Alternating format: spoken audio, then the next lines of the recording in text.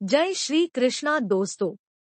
आज हम बात करेंगे कि भोजन करते समय किन किन बातों का ध्यान रखना चाहिए जो हमें शास्त्रों के द्वारा बताई गई।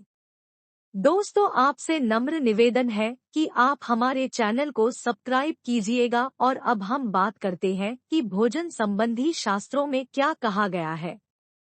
वो बातें कौन सी ये जानें। पहली, दोनों हाथ, दोनों पैर और मुखैन 5 अंगों को धोकर भोजन करना चाहिए। ऐसा करने वाला मनुष्य दीर्घजीवी होता है। दूसरी, गीले पैरों वाला होकर भोजन करे पर गीले पैर सोए नहीं। गीले पैरों वाला होकर भोजन करने वाला मनुष्य लंबी आयु को प्राप्त करता है। तीसरी, सूखे पैर और अंधेरे में भोजन नहीं करना चाहिए। चौथे, शास्त्र में मनुष्यों के लिए प्रातः काल और सायंकाल 2 ही समय भोजन करने का विधान है। बीच में भोजन करने की विधि नहीं देखी गई है। जो इस नियम का पालन करता है उसे उपवास करने का फल प्राप्त होता है। पांचवी, मनुष्य के एक बार का भोजन देवताओं का भाग, दूसरी बार का भोजन मनुष्यों का भाग, तीसरी बार का भोजन प्रेतों व दैत्यों का भाग और चौथी बार का भोजन राक्षसों का भाग होता है। छठी, संध्या काल में भोजन नहीं करना चाहिए। सातवीं, गृहस्थ को चाहिए कि वह पहले देवताओं, ऋषियों, मनुष्यों, अतिथियों, पितरों और धर के देवताओं का पूजन करके पीछे स्वयं भोजन करे। आठवीं, भोजन सदा पूर्व अथवा उत्तर की ओर मुख करके करना चाहिए। पूर्व की ओर मुख करके खाने से मनुष्य की आयु बढ़ती है। दक्षिण की ओर मुख करके खाने से प्रेतत्व की प्राप्ति होती है। पश्चिम की ओर मुख करके खाने से मनुष्य रोगी होता है और उत्तर की ओर मुख करके खाने से आयु तथा धन की प्राप्ति होती है। नवीं, भोजन सदा एकांत में ही करना चाहिए। 10वीं, बिना खान किए भोजन करने वाला मानो विष्ठा खाता है। बिना जप किए भोजन करने वाला पीप और रक्त खाता है। बिना हवन किए भोजन करने वाला कीड़े खाता है। देवता, अतिथि आदि को दिए बिना भोजन करने वाला मंदिरा पीता है। संस्कारहीन अन्न खाने वाला मूत्रपान करता है। जो बालक, वृद्ध आदि से पहले भोजन करता है वह विष्ठा खाने वाला है। बिना दान किए खाने वाला विषभोजी है। 11वीं, ईख, जल, दूध, कंद, तांबूल, फल और औषध इनका सेवन स्नान किए बिना भी कर सकते हैं। इनका सेवन करने के बाद भी स्नान, दान, यज्ञ, तर्पण आदि क्रियाएं कर सकते हैं। 12वीं, एक ही वस्त्र पहनकर भोजन नहीं करना चाहिए। सारे शरीर को कपड़े से ढककर भी भोजन न करे। 13वीं, जो मनुष्य सिर को ढककर खाता है, दक्षिण दिशा की ओर मुख करके खाता है, जूते पहनकर खाता है और पैर धोए बिना खाता है, उसके उस अन्न को प्रेत खाते हैं तथा उसका वह सारा भोजन आसुर समझना चाहिए। 14वीं, भोजन की वस्तु गोद में रखकर नहीं खानी चाहिए। 15वीं, फूटे हुए बर्तन में भोजन नहीं करना चाहिए। फूटे हुए बर्तन में खाने वाला मनुष्य चांद्रायण व्रत करने से शुद्ध होता है। 16वीं, शैया पर बैठकर भोजन न करे तथा जल न पिए, हाथ में लेकर भोजन न करे और आसन पर थाली रखकर भोजन न करे। 17वीं, ठीक अर्धरात्रि, ठीक मध्याह्न, अजीर्ण होने पर गीले वस्त्र धारण करके दूसरे के लिए निर्दिष्ट आसन पर सोते हुए खड़े होकर टूटे फूटे पात्र में भूमि पर तथा हाथ पर भोजन नहीं करना चाहिए। 18वीं, न अंधकार में, न आकाश के नीचे और न देव मंदिर में ही भोजन करे। एक वस्त्र पहनकर सवारी या शैया पर बैठकर बिना जूता उतारे और हंसते हुए तथा रोते हुए भी भोजन नहीं करना चाहिए। 19वीं, सूर्य ग्रहण या चंद्र ग्रहण के समय भोजन करने वाला मनुष्य जितने अन्न के दाने खाता है उतने वर्षों तक अरुंतुद नरक में वास करता है। फिर वह उदर रोग से पीड़ित मनुष्य होता है। फिर गुल्म रोगी, काना और दंतहीन होता है। 20वीं, बिना नहाए, बिना बैठे, अन्यमनस्क होकर शैया पर बैठकर या लेटकर, केवल पृथ्वी पर बैठकर बोलते हुए एक वस्त्र पहनकर तथा भोजन की ओर देखने वाले मनुष्यों को न देकर कदापि भोजन न करे। 21वीं झूठा अन्न किसी को न दे और स्वयं भी न खाए, दूसरे का अथवा अपना किसी का भी झूठा अन्न न खाए। बीच में प्रात सायं भोजन के बीच में न खाए, बहुत अधिक न खाए और भोजन करके झूठे मुंह कहीं न जाए। 22वीं अत्यंत थका हुआ हो तो विश्राम किए बिना भोजन न करे। अत्यंत थका हुआ व्यक्ति यदि भोजन या जल पान करे तो उससे ज्वर या वमन होता है। 23वीं मलमूत्र का वेग होने पर भोजन नहीं करना चाहिए। 24वीं अपने में प्रेम न रखने वाले, अपवित्र और भूख से पीड़ित नौकर आदि के लाए हुए भोजन को नहीं करना चाहिए। 25वीं भोजन बैठकर ही करना चाहिए। चलते फिरते कदापि भोजन नहीं करना चाहिए। 26वीं किसी के साथ एक पात्र में भोजन न करे। जिसे रजस्वला स्त्री ने छू दिया हो, ऐसा भोजन कदापि न। 27वीं भोजन के स्थान से उठ जाने के बाद जिसे फिर छू दिया अथवा खा लिया गया हो, जो पैर से छू गया हो या लांघ दिया गया हो, उस भोजन को राक्षसी समझकर त्याग देना चाहिए। 28वीं जो स्त्री के भोजन किए हुए पात्र में भोजन करता है, स्त्री का जूठा खाता है तथा स्त्री के साथ एक बर्तन में भोजन करता है, मानो मदिरा का पान करता है।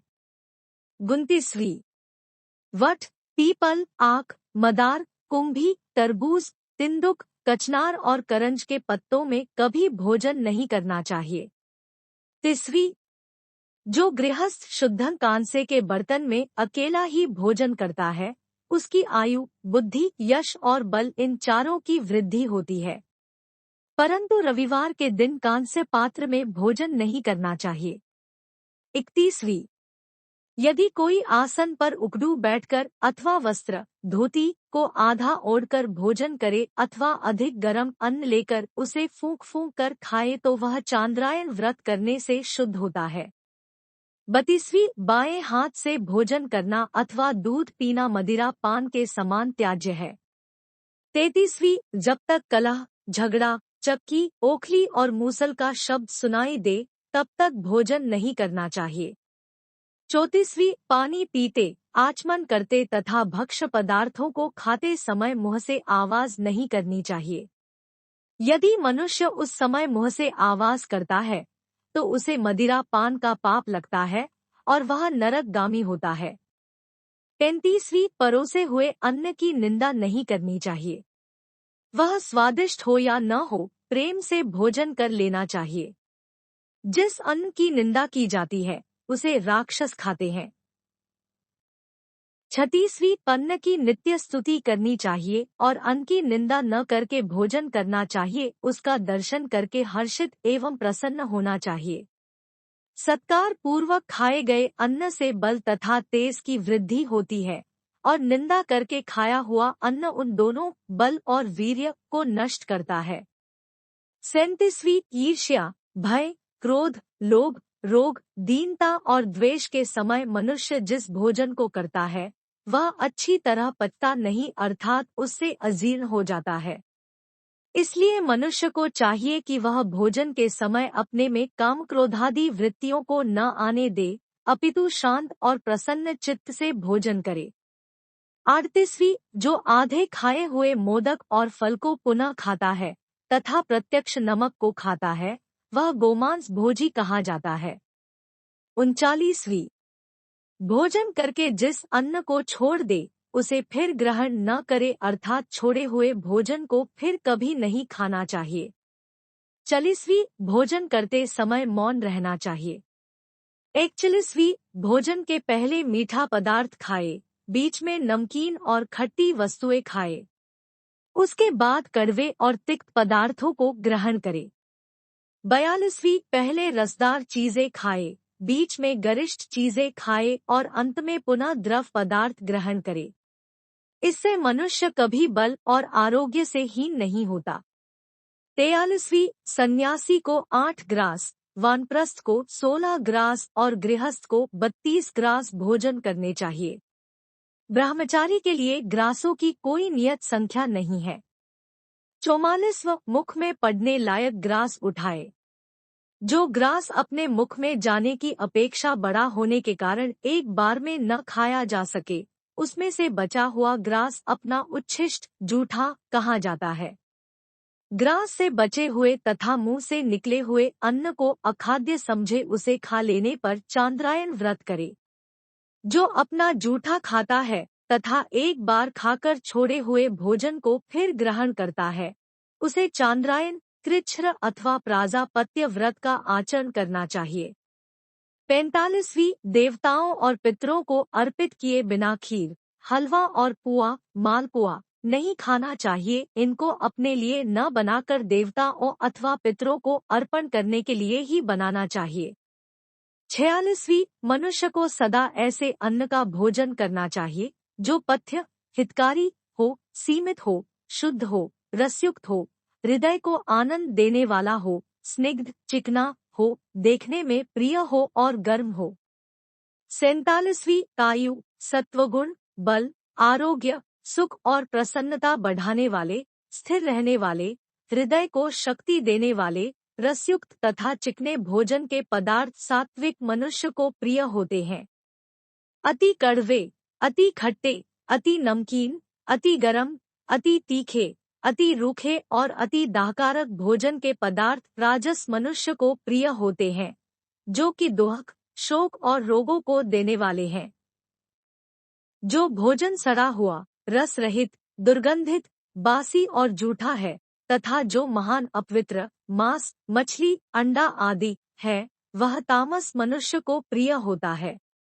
48वीं शहद, जल, दूध, दही, घी, खीर और सत्तू को छोड़कर पात्र में परोसे हुए अन्य पदार्थों का भक्षण संपूर्ण रूप में नहीं करना चाहिए। 39वीं भोजन के अंत में दही नहीं पीना चाहिए। 50वीं रात्रि में भर पेट भोजन नहीं करना चाहिए।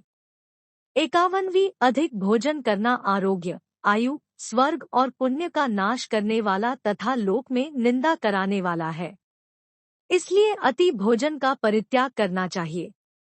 52वीं थोड़ा भोजन करने वाले को 6 गुण प्राप्त होते हैं, आरोग्य, आयु, बल और सुख तो मिलते ही है, उसकी संतान सुंदर होती है तथा यह बहुत खाने वाला है, ऐसा कहकर लोग उस पर आक्षेप नहीं करते। 53वीं पैरों और हाथों को भली भांति धोकर, आचमन करके, पवित्र तथा चारों ओर से घिरे स्थान में बैठकर प्राप्त अन्न को आदरपूर्वक ग्रहण करके, काम, क्रोध, द्रोह, लोभ और मौका त्याग करके सभी अंगुलियों से अन्न को मुंह में डालते हुए बिना शब्द किए भोजन करना चाहिए।